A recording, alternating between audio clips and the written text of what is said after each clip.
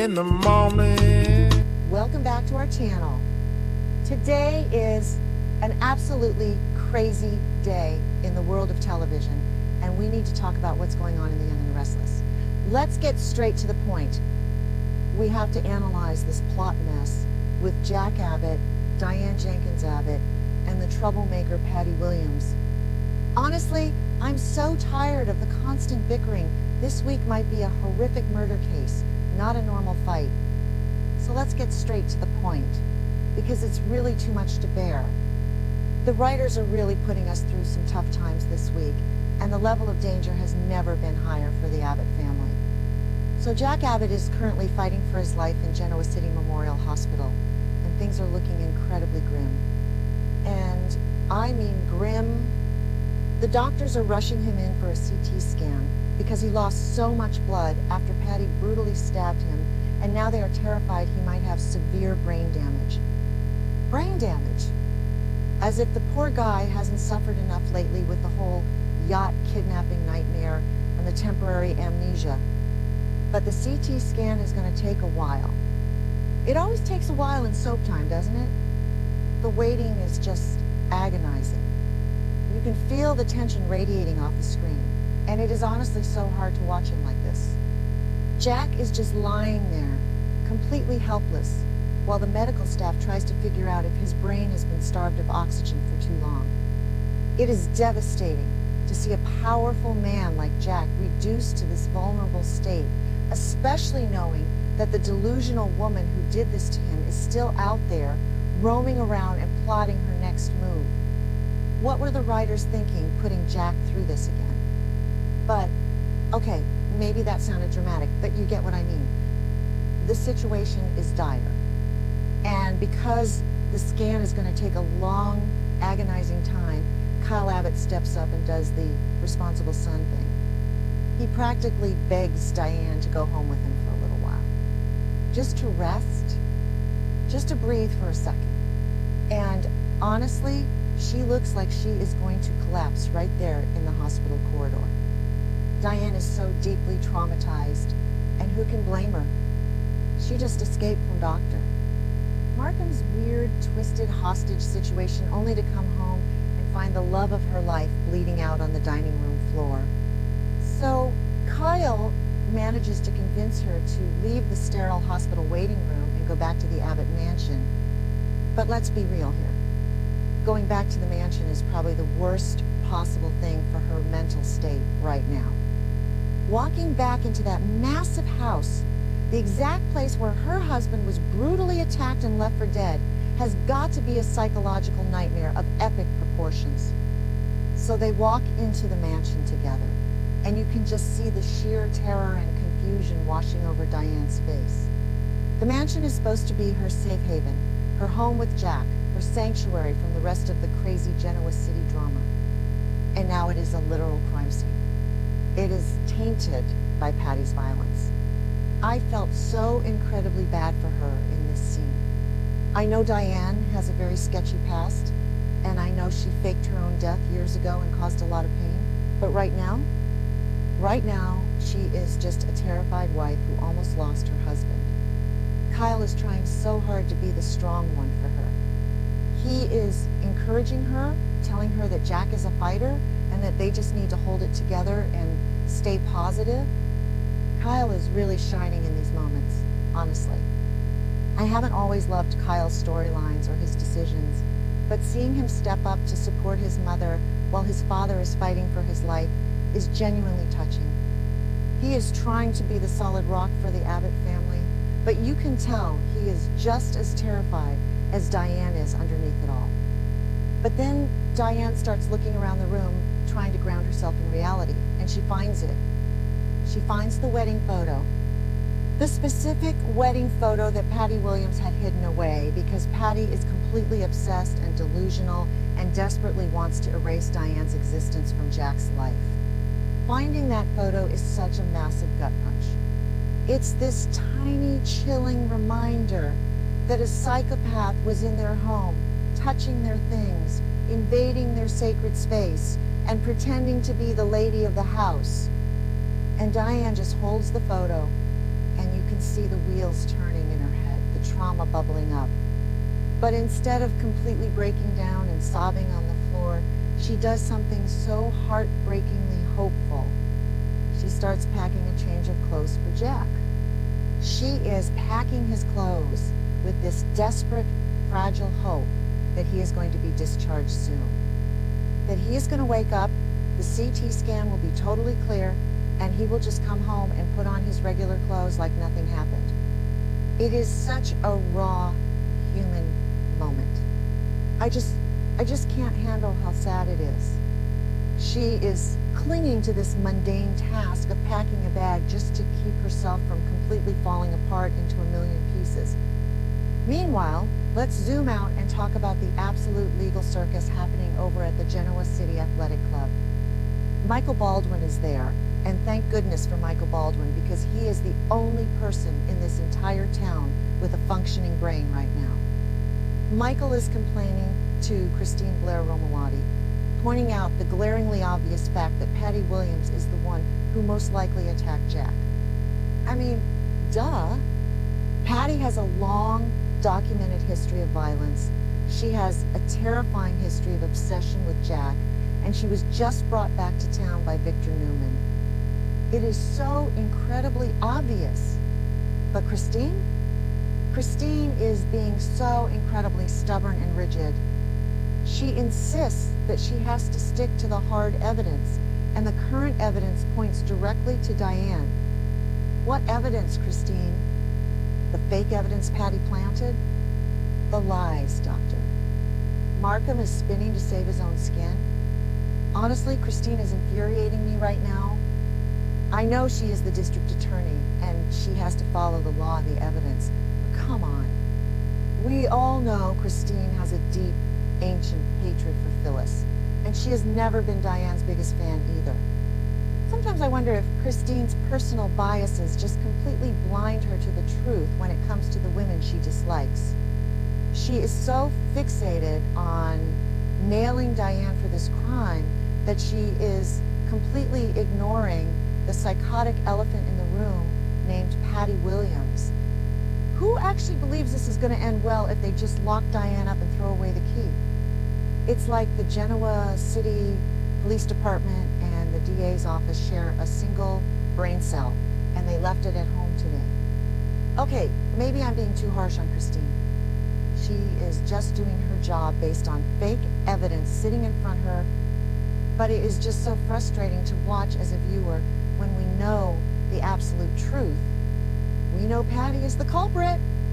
So Michael walks away from that brick wall of a conversation with Christine and goes to vent to his wife, Lauren Fenmore Baldwin. And let me tell you, I love Michael and Lauren together. They are the ultimate power couple, and they always have each other's backs. Michael confides in Lauren about the complexities of the case, and he admits that he is facing a massive, steep, uphill battle. He tells her that he has to somehow piece together all these tiny fragmented clues to create reasonable doubt for Diane. And it is going to be a massive challenge because Patty actually did a terrifyingly good job of making Diane look guilty. Patty played her cards perfectly. She manipulated the crime scene. She has Dr. Markham backing up her lies, and she is using Jack's temporary amnesia to her extreme advantage. Michael knows he is fighting a master manipulator who has nothing to lose. But Lauren, being the supportive queen that she is, just looks at him and tells him she believes in him. She knows Michael is the best lawyer in town, and if anyone can unravel Patty's twisted web of deceit, it is Michael Baldwin. But while the lawyers are arguing at the GCAC and Diane is packing clothes at the mansion, things are taking a dark, dark turn back at Genoa City Memorial Hospital. The Abbott family, knowing that whoever stabbed Jack might come back to finish the job, actually does a smart thing for once. They post a security guard outside Jack's hospital room. A guard. Finally, someone is using basic logic. You would think Jack is safe, right? You would think he is protected while he is unconscious and waiting for his CT scan results to come back. But no, no, no. Because this is a soap opera, and security guards in Genoa City are apparently the most incompetent workers on the entire planet. The guard literally leaves his post. He leaves the door completely unguarded. Why? To go get a drink of water. A drink of water! Are you kidding me? I have to rant about this for a second, because it happens every single time. Why do soap opera security guards always suddenly develop an unquenchable thirst or a desperate need for coffee right at the exact moment the villain is lurking in the hallway? It is such a tired trope. The writers couldn't come up with a better distraction? Maybe a fake code blue down the hall? A fire alarm? A distraction orchestrated by Patty herself? No, the guy just gets thirsty and wanders off, leaving a critically injured, high-profile billionaire completely defenseless. It makes me want to pull my hair out. I am sitting here screaming at my screen, "Don't leave the door! Bring a water bottle to work!" You are guarding a billionaire. But of course he leaves, and the second that hallway is clear, the absolute worst-case scenario unfolds right before our eyes. Enter Patty Williams. And she is not just strolling in wearing her regular clothes. Oh no. Patty is in full stealth mode. She is wearing medical scrubs. She has disguised herself as a hospital worker to sneak past whatever remaining staff is on the floor. The visual of Patty creeping into that hospital room in scrubs is chilling. It gave me full-body goosebumps. She slips into Jack's room, closing the door behind her, and suddenly the air in the room just feels toxic. Jack is lying there, completely unconscious, hooked up to monitors, totally vulnerable. He has no idea that the woman who tried to murder him is now standing right over his bed. It is a terrifying scene, and the actress plays Patty with such a creepy, unhinged energy. You never know what she is going to do next, and that unpredictability is what makes her such a fantastic villain. So Patty stands over Jack, and she starts talking to him. And this is where her twisted, delusional psychology really comes out to play. She looks down at this man she claims to love, the man she stabbed, because she thought they could be together in the afterlife, and she gives him this chilling warning. She tells unconscious Jack that she simply cannot let him ruin her plans. She has worked so hard to frame Diane. She has spun this intricate web of lies. She has the police looking the wrong way, and she has Diane facing prison time. And the only thing that can destroy all of that is if Jack wakes up and remembers the truth. If Jack gets his memory back, Patty's entire frame job falls apart. She knows that Jack's survival is the biggest threat to her freedom and her twisted victory. And that is the terrifying reality we are left with. Patty is standing there realizing that she has to finish the job. She has to assassinate Jack a second time to protect herself and her convoluted narrative. If Jack lives, her plans shatter into a million pieces. If Jack lives, she faces the horrific consequences of what she has done, and she will be sent straight back to a psychiatric facility or prison. She is cornered, and a cornered Patty Williams is the most dangerous kind of person in Genoa City. Will she actually go through with it? Will she pull the plug, or inject him with something deadly, or smother him with a pillow? Or will Kyle and Diane make it back to the hospital just in the nick of time with those fresh clothes? I honestly don't know, and my nerves are completely shot. The suspense is killing me.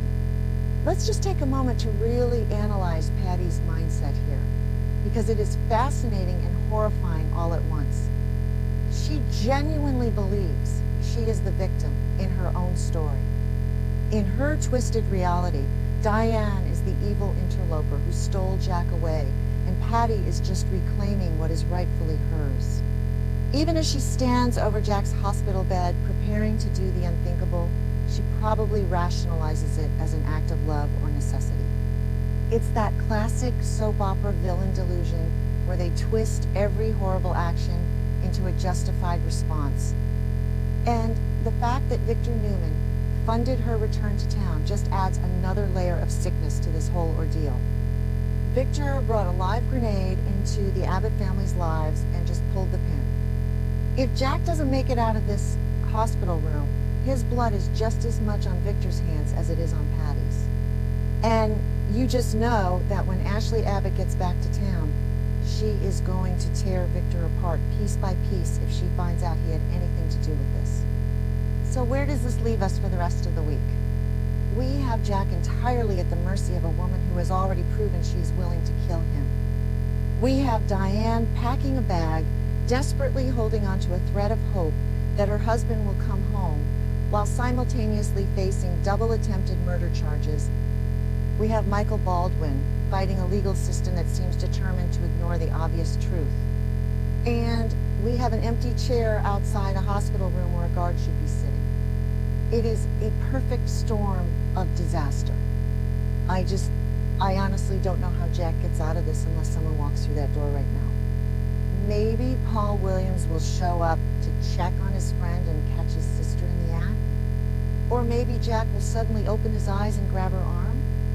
The possibilities are endless, but the anxiety is so real. I am going to need a strong drink and a long nap after this episode. Let's just hope tomorrow brings some good news for the Abbotts, because they cannot catch a break.